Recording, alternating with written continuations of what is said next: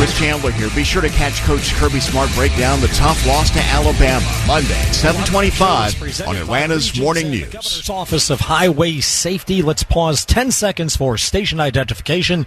This is the Bulldogs Sports Network. WSB Atlanta, WSBB FM, and HD1 Doraville. 95.5 WSB, Atlanta's News and Talk.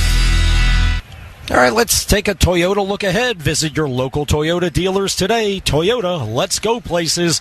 We're just going to have to wait and see what the college football playoff people do.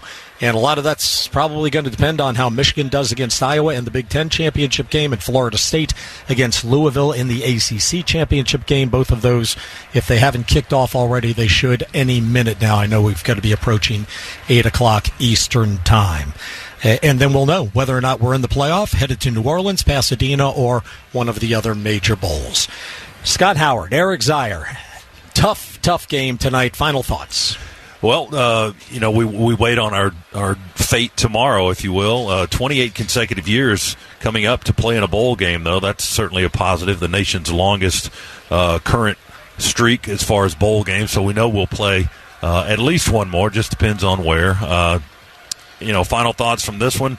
Just a game of margins, of slight error here and there, and one play on a series or another play on a series, and that was the difference in the ball game. Both these teams are really evenly matched. Both teams are very, very good. I think Alabama's playing a lot better than they were at the beginning of the season, and they might be worthy of one of the top 4 spots in college football as well. So. I don't really have any eye-popping thoughts on this one. It just didn't go our way tonight, but we look forward to playing another game.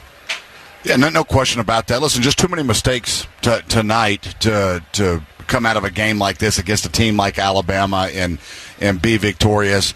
Listen, you still have to love the way that this team fights. This team understands how to win. Kirby has developed a program that understands how to win, that never quits. Even down 10 where it looked hopeless, Dogs find themselves able to claw back into a football game, and if we can muster up a couple of stops, then who knows what happens. But it's a game that Alabama outplayed us today. They were more disciplined. They didn't turn the football over. They didn't have some of the small, no huge glaring mistakes outside of the fumble. But it is, the penalties back you up. You miss the field goal. Alabama didn't have those moments, and it's the reason that they won. Yep. Last 31 minutes of the game, the Dogs played uphill the whole way, and as Kirby said, and as Scott and Eric both alluded to, we played with a lot of fight, folks. A whole lot of fight. Unfortunately for all of us, it's a bitter pill. It's like gargling vinegar and then having to swallow it. Bitter pill tonight. So be sad, but be proud.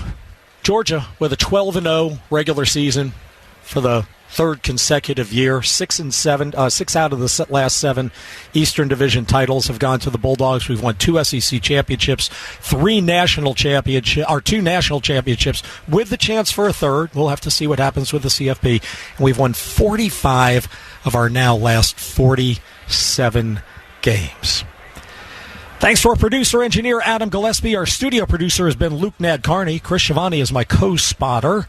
Hall of Fame kicker Kevin Butler. Bulldogs encyclopedia, Jeff Dantzler. They're waiting in the wings right now. They have Dog Talk post-game for you. Next, take your calls, and you can hear their analysis and thoughts as well. For our play-by-play team of Scott Howard, Eric Zier, and DJ Shockley, this is Neil Hondo Williamson. Once again, our final score from the Mercedes-Benz Stadium in Atlanta. Top-ranked Georgia tumbles to the Crimson Tide of Alabama, 27-24 for the SEC championship. God bless you.